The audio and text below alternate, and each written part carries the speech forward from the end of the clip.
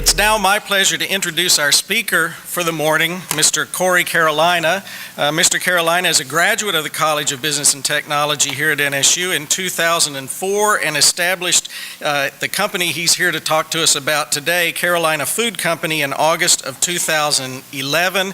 His premier product is toasted wine fruit spreads. I'll leave it to him to tell you exactly what that might be, but it's sold in more than 52 retail locations in Oklahoma and around the company, including Reese's, Aiken's Natural Foods, Whole Foods, and many more. For those of you from Tulsa Public Schools, he is a graduate of Edison High School. Anyone else from Edison here this morning?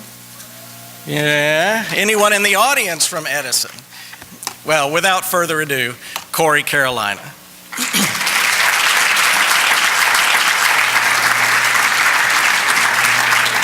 Well, thank you all very much for coming. I'm really excited about being back here.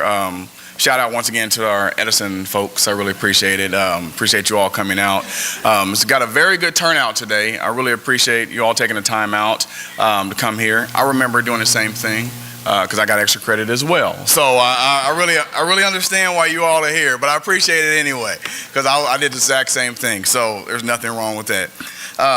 Once again, my name is Corey Carolina. I welcome you all here, and I thank you for such a warm welcome that you all provided me as well.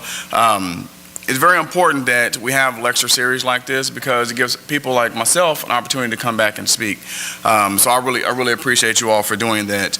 I sat where you sit in 2003 and I listened to Mr. Larry D. Fleming speak, and I really appreciated the things that he had to say, and I'm so excited that I'm able to be up here and do the same thing. So I can't believe I got to come back to a college that I graduated from, and got to speak to some students. So I really appreciate you all. So I'll try to keep you all awake, and hopefully once we get done with the presentation, you'll have some questions for me, because I really want to be here to answer any questions that you all may have, whether it be about business, starting a business, about college life. I was in the fraternity Alpha Phi Alpha, Fraternity Incorporated while I was here. If there's any college life questions you may have, I would love to answer those as well. I'm probably a little old now, so I may not know everything that you all are doing now, but I really appreciate you all coming out today. I want to thank the supporters and the organizers of this event, Ms. Peggy Glenn and Dr. John Yider as well. I want to thank him a lot for being a big supporter of things that I do with our company. I also will tell you all that it's important, if you're going to speak in front of anyone, to acknowledge your significant other. So I would like to acknowledge my wife, Kiana Carolina. She has been with me for 3 years now. This is actually our third year anniversary. I have my family here, and they're here to help support. And we have our baby Elle, my little Elle, wave, please. That's my little girl, in case you see her. And I really appreciate them coming out and being here and being supportive. If you see my little girl, she's got my Toasted logo on her banner there. So she really supports the product, so which is very important. So I think that was such a good introduction about my wife. I think I deserve a video game. If you raise your hand if you think she should purchase me a video game, thank you. All right, honey, the audience has spoken. Okay. So we'll go ahead and get started, and definitely, if you have any questions, feel free to ask any questions once I get done. Of course, I'm here to share my story and hopefully provide some things that you all can take with you. If you're not interested in being an entrepreneur or a business person, that's okay, but hopefully I'll say some things to you that is going to be important to you all and help you with your career here at college and outside of college. As stated in my bio, I started a company called Carolina Food Company, LLC, about 2 years ago. And it's a food company, so my first product is jelly, but we're a food company, so we will have other products that we will launch in the future. I feel that I had no idea on starting a food business. I didn't know anything about starting a food business, but I did know I like to eat. Does anyone here like to eat? Please raise your hand if you like to. Okay, all right. I'm amongst friends. I appreciate it. So that's all I knew. I feel I was born to be an entrepreneur because my mother, raise your hand.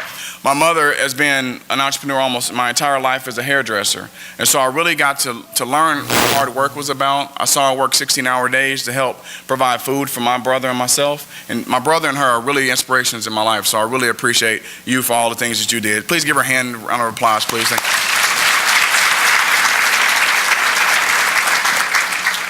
My mother wanted to ensure that I had to be taken care of whenever she was at work. So I stayed with my grandmother and my great-grandmother a lot in order to take care of me whenever she was at work. So she wanted to make sure I had a secure home, and that I was with people who loved me. So I really appreciated her for that, because she had to work a lot, but we were with people who loved us and helped raise us. And so I think that they did a very good job with my brother and myself. So I really appreciate them. My grandmother, her name is Betty.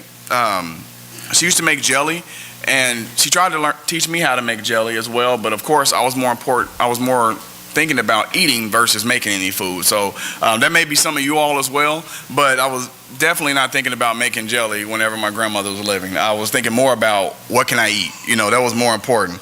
And then my grandmother, who we call Nanny, she's my great-grandmother, she helped raise me as well. And so they really did a lot of home cooking.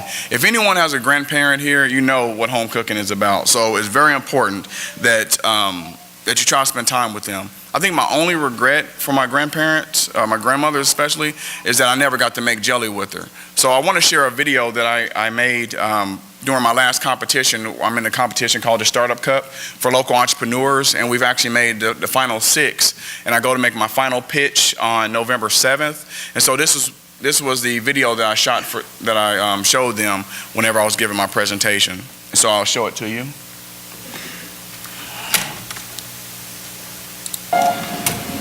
Good afternoon. Many of us wish we had one more day with a loved one. I remember running into the kitchen at my grandmother's house with the smells of homemade bread, cakes, and jellies. I remember her smile as she prepared food for the others to enjoy. Do you know what I would do if I had one more day with my grandmother? I would make my jellies with her. I know that she is proud that I'm before you all today. I thank you all for another opportunity to put a smile on her face. Please take a moment to remember the great times that you had with a loved one.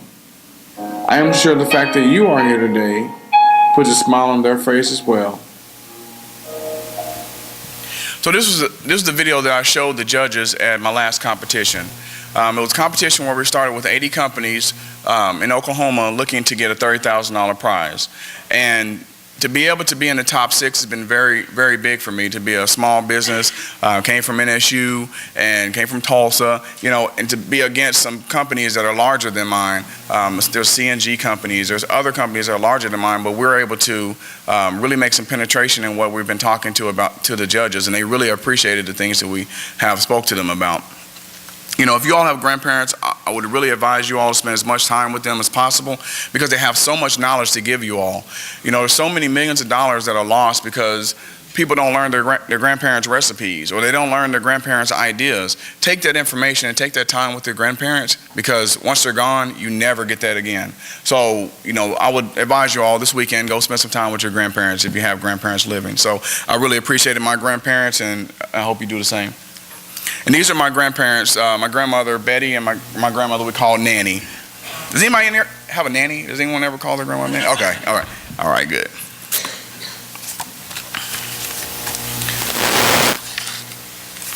All right, so of course I attended NSU. I was a lot smaller whenever I attended NSU here. This may be some of you all one day. You may look back at your picture and say, I was a lot smaller when I attended NSU. Hopefully not. Hopefully you're the same size. You can fit in the same clothes whenever you went to NSU. I cannot, but I'm going to try to get there one day.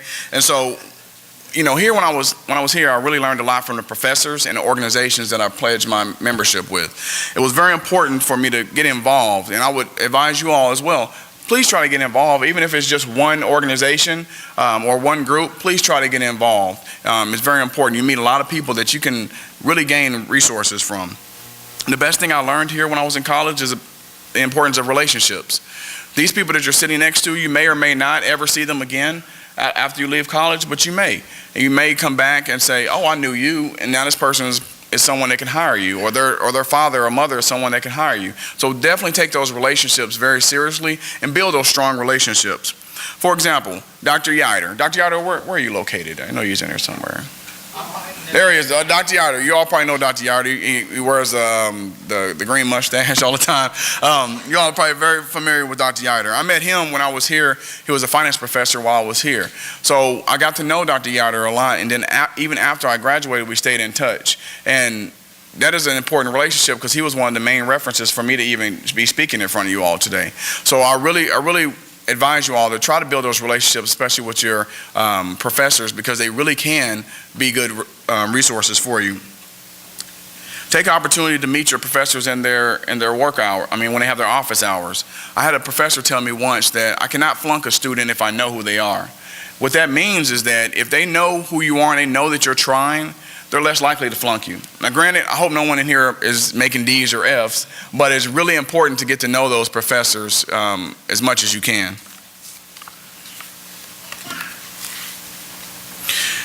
You know, enjoy your time here. I'm sure you all are having a great time in college. I had a wonderful time in college. I loved it a lot. You will not get another opportunity like this, you know, ever. You won't have the same resources available to you. No matter where you go, you may not have the exact same resources. You know, if you have a business idea, utilize the resources that you have here. You have professors, you have technology, you have other students, you have groups. You know, utilize those resources and take them to your advantage. You know, you can also talk to your professors and let them know what your goals and aspirations are. And then ask them if they have any contacts that can help you achieve those goals and aspirations, which is going to be very important. Your professors are important. I'm not just saying it. It really, really works out, and it really happens. I had some previous professors walk up to me today. If I wasn't a very good student, they probably wouldn't walk up to me. They'd probably just keep walking. So hopefully, you know, all be good to your professors. That's all I can say. You know, there was another professor that I knew here, Dr. Larry Sand, and I just met him just somewhere. I can't remember exactly, but he was very important to me in my life because he told me the importance of connecting with people who have connections. He took me under his wing and he actually talked to me about being where the money makers and decision makers are. Those are the people that you want to be involved with, the people who can hire you or the people that can get you an internship. Those are the people you want to follow with. If you're around people who don't want to do anything positive, those aren't the people that you want to be around, because those people will be the ones who drop out or are not being successful in the future. So definitely surround yourself by successful people and you will be successful as well. So I took the knowledge that I have. This is jelly being made here, if you didn't know. That's my plum jelly. My favorite jelly is plum. Does anyone else like plum jelly around here? I love plum jelly. That's why I started my business. But this is me making my jelly here, and I love plum jelly. I still eat it all the time. But now I don't have to buy it. I just make my own. So it's so I don't have to do that anymore. So I took the knowledge that I gained here, and I started my business. I also attended the University of Oklahoma in the human resource department to get my master's degree. But I really learned a lot of the things that I needed to know for my business here at NSU. I know you've heard about difficulties that you have starting a business, whether it is lack of funding, resources, regulations, or competition. Those are all aspects of starting a business. Those are very important aspects of starting a business. I will tell you that I wanted to start another business before I actually started this product, but there was Oklahoma regulations that halted me wanting to do that. So I could have quit, but I decided that I'm going to launch another product, and that's where Toasted was created. My wife actually came up with the name Toasted. I will give her credit for that. We have that argument all the time, but she did come up with the name Toasted, and it's a very, very good name. And that's something you want to look at whenever you're naming your product or your business. You want to make it something that people can realize what it is. You want to have a nice logo. You want to have something that transfers very well onto a shirt or a product. You know, you don't want to have it all jumbled together. You want to make sure it's very clear and that you can feel very powerful and very strong behind your logo, because that is the thing that people will see before they even meet you. You know, like I talked about those issues that I dealt with in the beginning whenever we had our business. Those are aspects that you deal with on a daily basis: competition, regulations. Those are things that you deal with, and you just have to deal with those things. I started making jelly, of course, because like I said, I love to make plum jelly. I knew that if I wanted to start a business with this, I had to do something different. And that's the same thing with you all. If you want to start a business, try something different. You know, I looked at different recipes that were on the internet, and I noticed that they did not add real fruit with their product. It was just wine and sugar and what's called pectin, which makes your jelly get thick. So I decided, well, I'm going to add real fruit with mine, and that's going to be our difference. And so it was just that little bit there that changed. It changed the taste of the product. I think my product tastes a lot better than other people's. They probably feel the same way about their product, but it really enhanced the flavor. And I felt that if people were going to spend money on the jelly, they deserve real fruit, not just the wine. So we mix real wine and real fruit together, and I make a jelly out of it. Just like something you put over cream cheese, you put on toast, bagels, and biscuits. It just has wine in it. So we bought out the alcohol content, but it keeps the flavor and the smell of the wine. Yeah, so I was going to ask, does anyone here like to drink wine? Anybody ever drink wine? Only people above 21, hold your hand, please. I don't want to get anyone in trouble. You might not ask me to ever come back. So, yeah, well, those are things that you want to think about. Try to do something different. It's not difficult. Just try to do something different. Just research and try to do something different. Even if there's another idea on the market like yours, there may be something that they're not doing. So there may be some way that you can change your product just a little bit to fit a niche that they're not fitting right now. Is there anyone in here who has a business idea? Please raise your hand if you have a business idea that you've thought about creating a business. Okay. I always tell people the most important thing is stay focused on that idea. Stay focused on actually bringing that idea to market.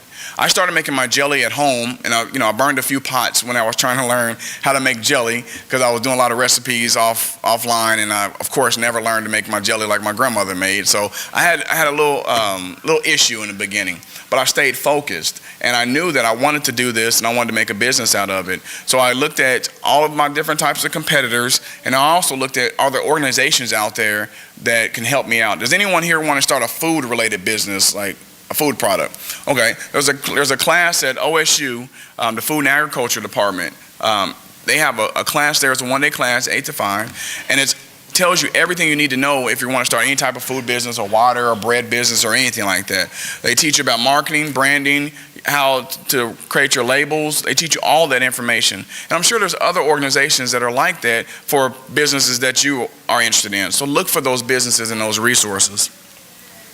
I did not have a lot of money to start my business, and that's probably going to be the same thing for anyone else trying to start a business, unless you just have deep pockets, and I wish you the best with that if you do. So that gives you a very good start. So if you have that, more power to you. But I did not, unfortunately. And so I told myself that I was going to allow my sales to help dictate if I kept doing this. So I wasn't going to just throw a lot of money into it or go out and get a huge loan. I wanted to see if people actually wanted to buy it first. I want to see if they want to buy it enough to where I can turn around the money that I made and reinvest it back into inventory. That's how you grow your business, not going out and buying a huge warehouse or buying a huge building first or buying a lot of office space. Try to see if you can work from home first. Try to see if you can do things with the minimum amount of money first, and then if it does start to grow, your sales will tell you what you need to do next. So really take that to heart. I remember my first show with my wife in Seminole, Oklahoma last April. Small town. I had never been to Seminole, Oklahoma ever in my entire life. And we did not know if anyone would ever want to buy any of our products that we had just came up with. We didn't know that they would like to buy our product over others. I will tell you all that people can sometimes be our own worst enemies. We tell ourselves that we can't do it because we're too young or we're too old or we're a minority and people may not take us seriously. The reason I know that people think like that is because I thought like that during my first show. I thought, well, I'm this young minority guy, people may not, I don't see a lot of people that look like me, they may not like my product. That is the stupidest thing you can ever think. Don't allow race or gender or age ever hold you back, because people like your product if they like your product. It doesn't matter what you look like. If you have a good product or a good service, that's all that matters. Don't allow yourself to ever think that you can't do it because of race, gender, or anything. Just try it and see what happens. I think that's very important. I was thinking very small-mindedly whenever I was going to my first show, but that quickly changed once I started selling my product. I ask anyone if they want to taste my product. When I'm at my shows, I will ask anyone. I don't care what they look like, because you never know who your next customer is going to be. Someone may be dressed like they may not make a lot of money, but you never know. They could be a multimillionaire. They just may not dress very like you, I guess. They may not dress like that. They may be a farmer or something. They may dress like a farmer, but they could have 150 acres. That's a lot of money. So never prejudge people and what they look like if they could ever be a customer of yours, because anyone can be a customer of yours. You just want to make sure you find that target customer. Like I said, if you have a great idea, people will let you know. At our first show, we sold 100 jars of jelly. So we could have sat there and just been sitting down and hoping people come to our booth. But my wife and I, we were out front and talking to the customers, asking them if they would try our product. Most people had not heard of a wine jelly before, but it's important to try to talk to your customers or your potential customers and see if they will at least try your product. If it's not a food business, at least try to have them look at your product and see what they think about it. I feel like, why can't you be a millionaire? Why can't you change other people's lives? Why can't you let people be better than they are? Why not you? There's going to be a millionaire somewhere in this room, so why can't it be you? That's how I look at it. There may be 5 or 6 millionaires, or maybe 10, 15, but why not you all? So take whatever idea you have, even if it's not a business idea, even if it's a career choice, take that and try to be the best you can with it, but learn from the resources that you have here. Now, jelly is a very competitive business. I'm sure you all have seen jelly aisles, and you see how competitive it is in jelly business. I knew I wouldn't be the Welch's jelly of the market, but I wanted to be better than them. I wanted to have a product that was better than theirs, or better than a lot of the national competition. Now, it's not just enough to have the best product on the market. You have to take your product to the people. You have to sample and sample and sample. It's very important for that. If you don't have a food item, you just want to get your product into enough hands to let them give you some type of feedback. Now, of course, before you share any of your ideas or your thoughts or your business, you want to make sure you protect your business. There's something called a trademark. Anyone familiar with the trademark? You'll see it with, everyone awake now? Sorry.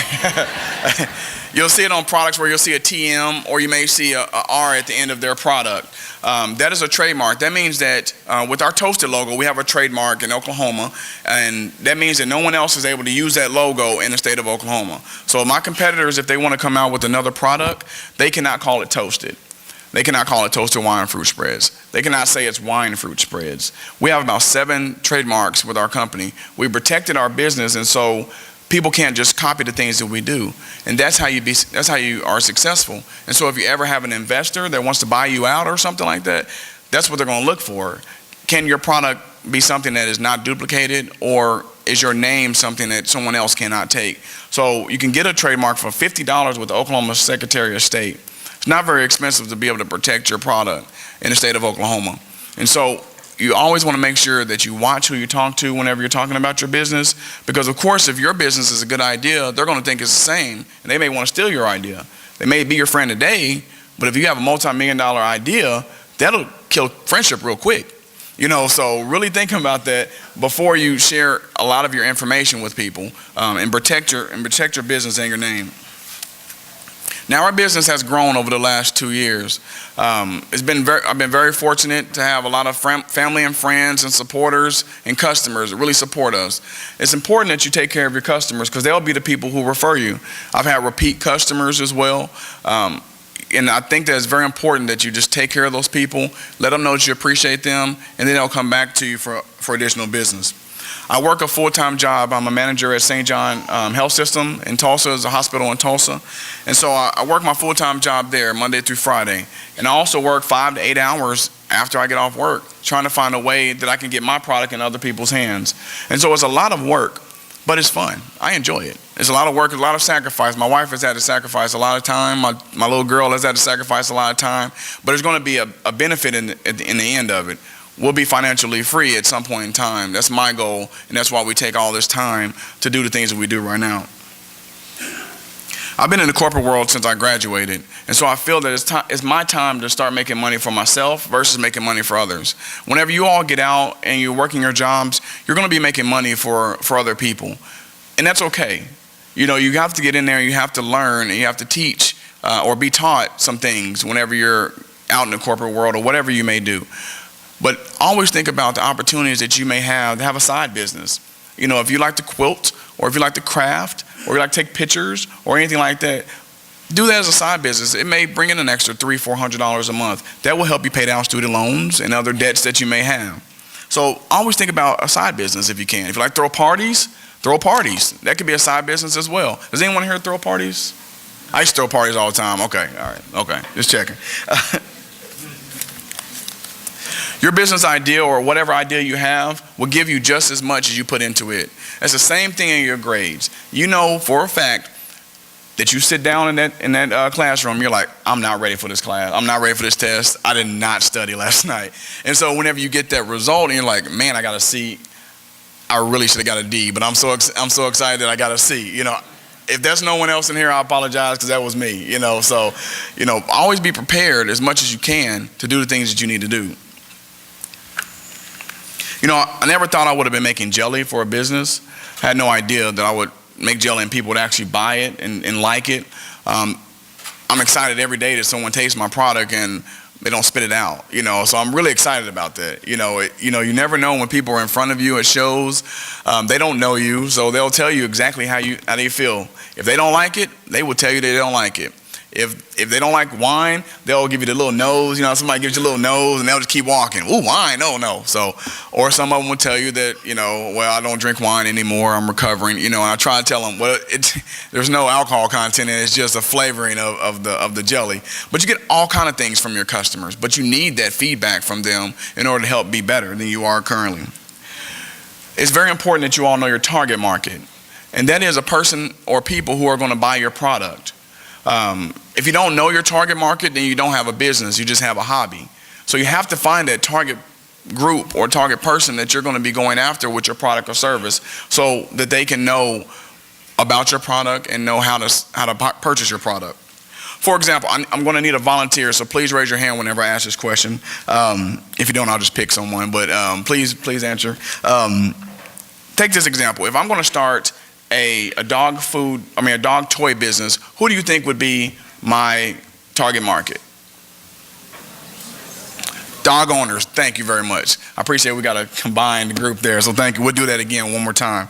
And say I was going to start a baby toy business, who would be my target customer?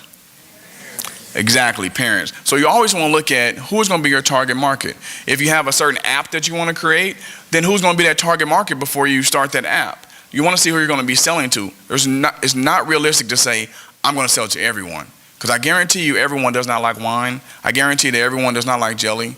I guarantee that everyone doesn't like wine jelly. So you have to find that niche. My target market is middle and upper class women. Why is that? Because women drink wine. And so women are the main purchasers. In case you all didn't know that, women are the main purchasers in a household. So women are my target market. So I gear my products towards women. We've created a new product called, it's a pepper sauce, where we're gearing that towards men. Why do you think we gear it towards men? Men like peppers. Men like to cook and grill. And so those are some of the things that you want to look at when you're launching your product or your services. Who are you going to sell it to? And how are they going to purchase it? Sorry again. So I grew up in a single parent household, so we had to make do with what we had. My mother really tried to make sure that I understood love, and I hope that you all get that same thing as well. You have to make do with the things you do, with things you have. My first jobs out of college, I worked commission-only jobs. If you don't know what that is, that means that I only got paid whenever I closed a loan. That's the only time I got paid. I didn't have a salary. There were some months where I only got $500 per month. That's not a lot of money. It seems like a lot of money maybe when you're in college, but when you have rent for $349, that's really not a lot of money. My first 2 years out of college, I did not even make over $28,000 a year. But I was able to save enough money to be able to get a loan to buy my first house 2 years after I got out of college. That's very important. It's very, very important. Thank you, El. Thank you. Appreciate it. My grandfather taught me that you really need to save your money. So if you're working a job now and you want to spend your money, that's understandable, but try to put a little bit back, because it really will help you whenever you get ready to graduate and you have a little money in your pocket when you're looking to go get that apartment or going to get that new car or whatever you may do. You may have to go to grad school and you may need some money. So definitely look at that. Also, you all may not think about your credit score right now, but you should be. It's very important. Your credit score is very important to you all. Very, very important. You should always think about that. Does anyone here know around about their credit score? Have you looked at it? Okay. So you all understand the importance of having your credit score. You want to make sure you pay your bills on time. Your credit score will affect your business because your business will have to pay for higher loan interest rates if you have worse credit. And so that could affect your cash flow. You may not think about it right now, but you should be trying to think about making sure that you pay your bills on time and not just taking any type of credit card that someone gives you. Don't just take it because they say that you don't have to pay it until later, because you will eventually have to pay it. So that's important to do that. If you don't have a savings account, talk to your parents about getting you a savings account. If you want to build your credit, you can get a secure loan that's based off of the amount that you have in that savings account. So you'll spend only what you have. You don't want to go into huge amounts of debt just to build your credit. I know that most of you all may be on student loans. Raise your hand if you have student loans right now, like I do. Okay, all right. Those are necessary in most situations. Most of us do not have parents who can pay for our colleges. Please raise your hand if you are paying for your college on your own. Okay, there's a lot of you all do the same thing. I've been out of college almost 10 years now, and I'm still paying for college loans. So they follow you forever. It don't matter if you die, they still follow you. So think about that every time you sign to get a student loan. That follows you even when you die. You can't get back out of bankruptcy with it. You cannot get rid of student loans. They will follow you forever. So try not to take out as many of them as possible. Even if you can get a little job and be able to pay $25 a month towards your student loans, that will help you whenever you get out of college. You won't have such a huge debt that you have to pay immediately. You know, if you have to pay $600 or $700 a month on student loans, where do you think you're going to live? You know, if your job only pays you $32,000 a year, where do you think you're going to live? You know, most of your money is going to be taken out in insurance and in your student loans. You're going to be living back at home with mom and dad. We don't want to do that. None of us want to do that. Some of you may, but I did not want to do that. I refused to go back home. I did not go home. Nothing against you, Mom, but I did not want to go back home. I enjoyed the freedom, as you all probably enjoy right now, and you probably know what I'm talking about, the freedom to go and do whatever you want to do whenever you want to do it. So think about that. When I attended NSU, I was very fortunate to get an internship with Walmart in the management training program. That really helped me prepare for the real world because I was able to act like a real manager. I had to make decisions as a real manager.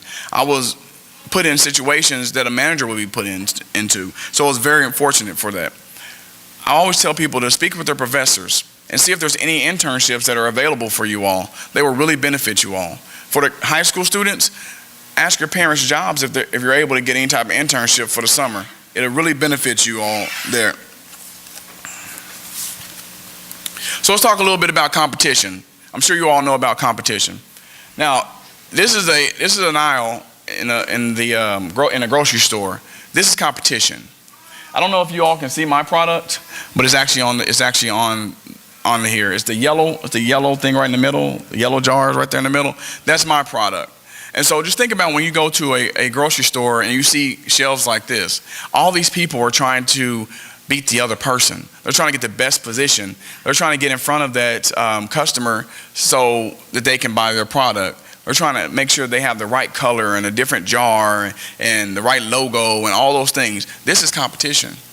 So if you don't sell jelly or you don't sell pepper sauce, you're still going to have competition no matter what it is. If you sell sneakers or if you sell phone apps, if you sell website creations, you're still going to have some type of competition. So you always want to look at this. This is crazy.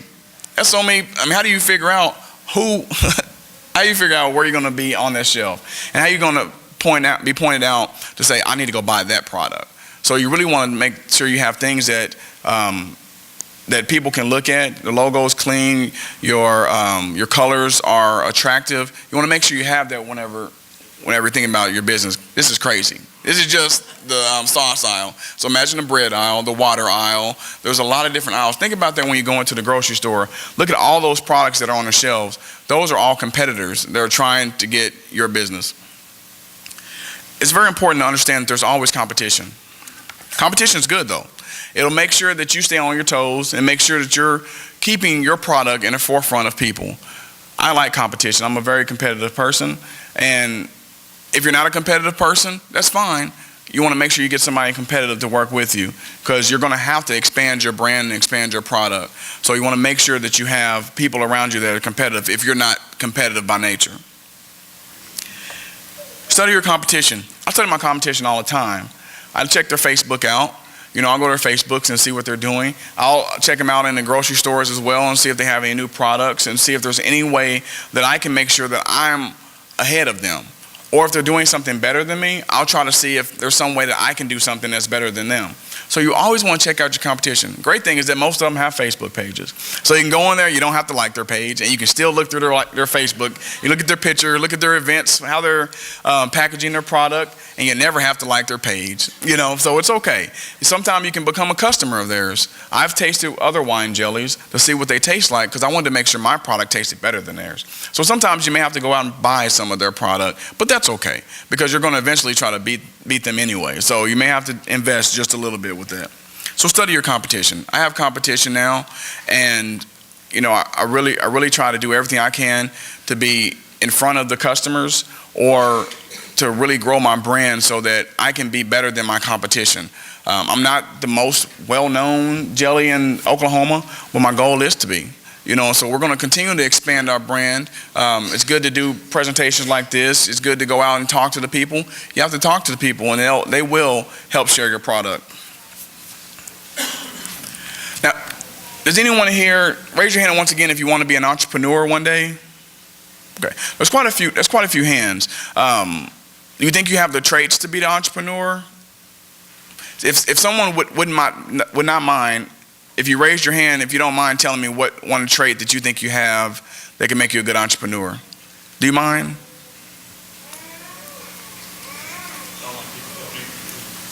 You like telling people what to do? Hey. Oh, you don't like telling? Oh, okay. Don't like being told what to do? Yeah. Hey, if you're your own boss, you don't have. No one has to tell you what to do, except your customers. That'll be the only ones that'll tell you what to do. But you won't have a boss telling you what to do. So that a lot of entrepreneurs are built out of that. Just that. Anyone else? One is good. That's not a problem at all. So these are some of the traits here that are about entrepreneurs. One of the main focuses that you should have is being customer focused. Your customers are going to be the bread and butter of your business. If you don't take care of your customers, if you don't value your customers, they're going to know. I've been at a lot of different shows, and I see people sitting down. You may have seen this as well, where you walk up and they're sitting down at their booth. They never talk to you. They never even look your way, but they want you to buy something from them. Why would you buy something from somebody like that? That wouldn't make any sense. What we do is we try to engage them. We say, hi, how are you doing? And we'll ask them if they'll like to try our product. My biggest pet peeve is when I walk by something. We just did it at the fair the other day. We really were looking for a DVD, and we may have purchased something, but the person at that booth was not interested in our business. They were more interested in doing whatever they were doing on the computer. So you have to make sure that your customers see you as valuing them and valuing their time. It took my time to stand over there and wait for him to turn around, but he never did, so we passed by. We may have spent $30 or $40 with them. You never really know. So never lose the opportunity to gain a new customer or expand your brand. At booths, I'm one of 100. So how do I go ahead and get people to buy stuff from my booth versus the others? That's very important. You want to think of that as well. You're 1 in 1,000 companies that are trying to get started. You must be self-motivated. You have to be self-motivated because no one else is going to motivate you. So let's talk a little bit about some challenges that we have. The worst thing that someone can tell you is that you have the best product in the world. Oh my God, you should sell that. You should sell that on the market. Your family and friends will have you thinking that your product is the best product in the world. Parents will tell you, oh, you're the smartest kid in the world. You don't have to study. You're just so wonderful. Sometimes those are lies. Those parents are supposed to tell you those things. Okay? But your friends and family are not your target customers. Your customers should be telling you that you're excellent and that you have a wonderful product. They don't have anything invested in you to have to tell you those things. So those are the people who will tell you that. I always tell people don't go into debt in order to start their business. Let your sales dictate if you need to continue doing this. If you're not selling very much of your product, you might want to change some things. Maybe you want to look at some partnerships, but don't keep going into debt just to keep a business going. Let your sales be the company. Let your sales dictate what you're going to do with your company. It's very important. One of the most difficult aspects of business is pricing. How do you price your product or service? That was one of my most difficult pieces. I did not want to be a cheap jelly. I did not want to be the most expensive jelly. I decided that I wanted to sell my jelly for $6.95. I felt that was not very expensive, and I felt that we had a better product than other people. So that's something you want to think about. How do you price your product? Once again, look at your competition. Check out their Facebook pages or check out their websites and see what they're pricing their products as. Some of my future plans are to continue to grow our business and continue to grow our brand and launch new products. So hopefully you'll hear more about Toasted Wine Fruit Spreads. Hopefully you'll hear more about Carolina Food Company. And, I really want to continue to grow that business. We'll take a look at my customers finally. This is a slide of some of my customers currently. I remember the first grocery store that I went to, which is Petty's, which is there in the middle. Does anyone know Petty's in Tulsa? Okay. I went in and I talked to the store manager. I had a couple of my jars and I said, will you sample my product, this wine jelly that I make? And he went ahead and said, yes, I'll try them. And a day later, when I called him back, he said, bring me a case of each. Sometimes you just have to ask for the business. If you have a good enough product, that'll sell itself. He didn't know me. He had no idea who I was. And they're a very expensive store. And so he took a chance on me, and I really appreciated him and the other stores that we've been in now. We're in over 50 locations in Oklahoma, Arkansas, Louisiana, and Nebraska. And that's all that I've been doing. And so we're only going to expand even more to be international and national. So our product will be all over the country at some point in time. You all can do the same thing. Just stay focused on it, and you all can definitely do the same thing. I want to thank you all very much for sitting and listening to me. And if you have any questions, please let me know. And if you have a chance, please take a look at my Facebook page at Toasted Yum. But I'm here to answer any questions that you may have. Thank you.